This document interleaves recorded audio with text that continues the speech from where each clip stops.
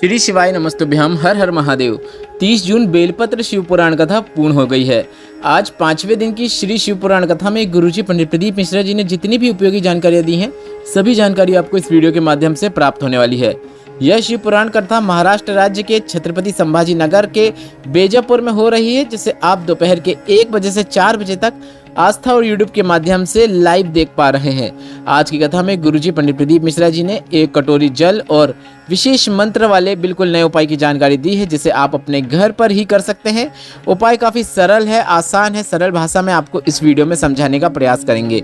आपको बता दें, कल 1 जुलाई गुप्त नवरात्र की छठवीं छठ की तिथि है और इस दिन आपको गुरुजी पंडित प्रदीप मिश्रा जी के बताए कौन से 3 सरल उपाय करना है, या फिर 3 में से कोई एक उपाय भी आप कर सकते हैं, उसकी जानकारी भी आपको इसी वीडियो में मिलने वाली है।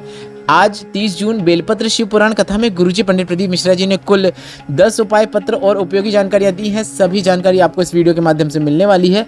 अगर किन्हीं कारणवश आपने आज की कथा नहीं सुन पाई है तो पूरी कथा का रास्ता तो आपको इस छोटे से वीडियो से प्राप्त होने वाला है। बढ़ते हैं आज की कथा की पहली विशेष जानकारी की ओर। आज आशीष जी ने विशेष जानकारी देते हुए बताया, पूज्य गुरुजी पंडित प्रदीप मिश्रा जी ने संकल्प लिया है कि प्रतिदिन सीहोर कोबरेश्वर धाम में कन्या विवाह होगा।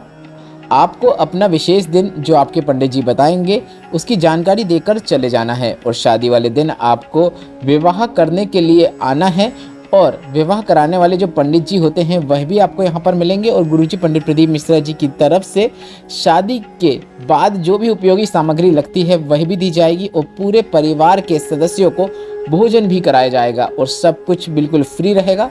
इसके लिए आपको किसी भी प्रकार की राशि देने की आवश्यकता नहीं है।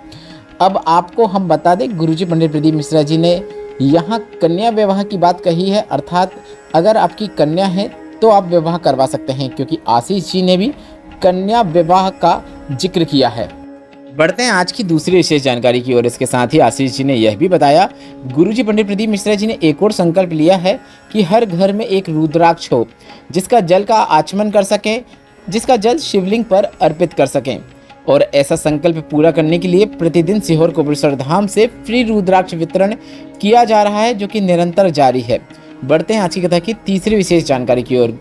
गुरुजी ने सावन के महीने से जुड़ी एक विशेष जानकारी देते हुए कहा कि हम सभी से एक निवेदन करना चाहेंगे, आपको 2 कलश से एक साथ जल शिवलिंग पर इस सावन के महीने में अर्पित करना है और जल की 2 धार हो, एक साथ शिवलिंग पर जल अर्पित हो रहा हो, श्री शिवाय नमस्तुभ्यम का मंत्र मुख में हो।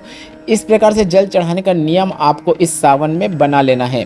बढ़ते हैं आज की कथा की चौथी विशेष जानकारी की ओर। गुरुजी ने कहा, छत्तीसगढ़ की एक बहन ने प्रश्न किया था कि भगवान के मंदिर में नारियल क्यों फोड़ा जाता है। तो गुरुजी ने कहा, छत्तीसगढ़ के प्रश्न का उत्तर हम अपने मन से ही दे रहे हैं। यह किसी शास्त्र या कहीं पर नहीं लिखा हुआ है। हम हमारे मन की जानकारी आपके साथ महाराष्ट्र की इस शिव पुराण कथा में साझा कर रहे हैं कि मंदिर में नारियल तोड़ लो पर अपने घर को मत टूटने देना।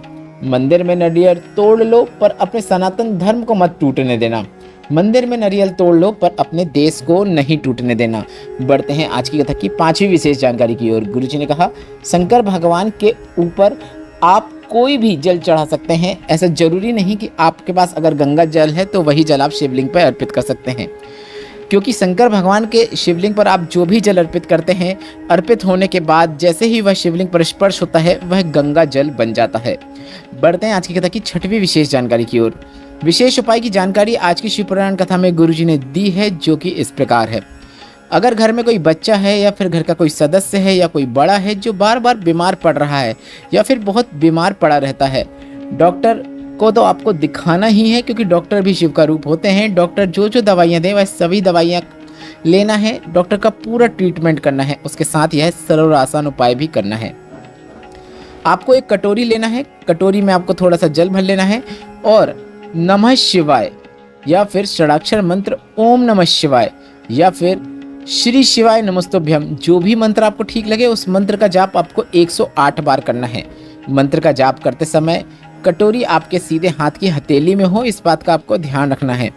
108 बार मंत्र का जाप करने के बाद उस कटोरी का जल थोड़ी थोड़ी मात्रा में उस व्यक्ति को या बच्चे को जिसके लिए भी आपने उपाय किया है उसे पिलाना शुरू कर देना है, आचमन कराना है। अगर शरीर में लगाना चाहते हैं तो आप शरीर में भी लगा सकते हैं। दवाइयाँ कार्य करेगी, शीघ्र रोग मुक्ति निश्चित प्राप्त होगी। बढ़ते हैं आज की कथा की 7वीं विशेष जानकारी की ओर। गुरुजी ने कहा, 5 जुलाई से 9 जुलाई 2025 तक गुरु पूर्णिमा शिव पुराण कथा सीहोर में होने वाली है। 10 जुलाई 2025 को गुरु पूर्णिमा महोत्सव सीहोर कुबड़ेश्वर धाम में होगा। 12 जुलाई से 18 जुलाई 2025 तक सावन की पहली शिव पुराण कथा सावन शिव पुराण कथा कोरबा छत्तीसगढ़ में होगी। 30 जुलाई से 5 अगस्त 2025 तक जयंती भाई स्टेडियम में भिलाई में सावन की दूसरी शिव पुराण कथा छत्तीसगढ़ में होगी। इसके बाद 6 अगस्त प्रदोष के दिन सीहोर में कांवड़ यात्रा होगी, जो कि सुबह 9 बजे शुरू होगी। सीहोर की सीवन नदी से यह यात्रा शुरू होती है, जो कि दोपहर के 1 या 2 बजे कुबड़ेश्वर धाम में पहुंचकर पूर्ण होती है। अब बढ़ते हैं गुरुजी पंडित प्रदीप मिश्रा जी के बताए पिछले वर्षों के गुप्त नवरात्र के कुछ विशेष उपायों की ओर। बढ़ते हैं 8वीं विशेष जानकारी की ओर। पति पत्नी के रिश्ते में मधुरता नहीं है, आपस में बहुत लड़ाइयाँ होती हैं, तो आपको माता के मंदिर में मतलब दुर्गा माता के मंदिर में जाके मक्खन अर्पित करना है। ऐसा करने से प्रेम बढ़ता है, यह निश्चितता है।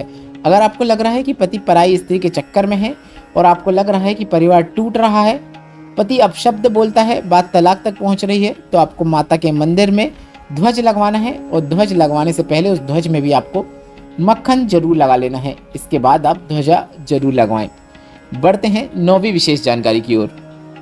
अगर आपके घर के बच्चे आपकी बात नहीं सुनते हैं, कुछ भी बोलते हैं, मुंह चलाते हैं, उल्टा बोलते हैं, तो आपको माता के मंदिर में लाल चीज़ें अर्पित करना है, जैसे लाल चूड़ी, लाल चुनरी, लाल चंदन, लाल पुष्प माता को आपको समर्पित करना है। बस इतना ही कर देने से बच्चा हमेशा आपसे सम्मान से बात करता है और आपसे हमेशा जी या आपसे ही बात करेगा और आपकी बात सुनेगा। बढ़ते हैं आज की कथा की 10वीं और अंतिम जानकारी की ओर। गुरुजी पंडित प्रदीप मिश्रा जी का एक ऐसा उपाय जिसे आपको इस गुप्त नवरात्र में किसी भी एक दिन अवश्य करना है। नवरात्र के 9 दिनों में से एक दिन में आपको ऐसा संकल्प लेना चाहिए कि आपको अपने घर में कन्याओं को भोजन कराना है। आपको उन्हें लाल चुनरी ओढ़ाना है या फिर कोई भी लाल वस्तु उन्हें अवश्य देना है, या फिर ऐसी कोई सामग्री दे सकते हैं जो उनके लिए उपयोगी हो पर वह लाल हो। अपने जीवन में सुख की आपको अनुभूति जरूर होगी। अगर अभी तक आपने यह नहीं किया है तो बचे हुए नवरात्र के 4 दिनों में से आप किसी भी दिन यह सरल और आसान उपाय कर सकते हैं। आपको बता दें 4 जुलाई 2025 को नवरात्र की 9वीं तिथि है, जिसके साथ ही साथ गुप्त नवरात्र पूर्ण हो जाएंगे और आपको उससे पहले ही अपने घर में कन्या भोजन अवश्य करा लेना है।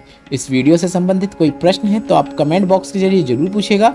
आज की कथा से अगर आपको आनंद की प्राप्ति हुई है तो इस वीडियो को लाइक करके कमेंट बॉक्स में श्री शिवाय नमस्तुभ्यम या फिर हर हर महादेव अवश्य टाइप कीजिएगा। अगर आप हमें डोनेट करना चाहते हैं, धर्म की बातें यूट्यूब चैनल को सपोर्ट करना चाहते हैं, तो आपके स्क्रीन में QR कोड दिख रहा है। जो राशि आपको ठीक लगे वह राशि आप भेज सकते हैं। जितने भी डोनेटर्स रहेंगे, दान करने वाले रहेंगे, उन सभी का नाम अगले वीडियो में जरूर दिखाया जाएगा। श्री शिवाय नमस्तुभ्यम, हर हर महादेव।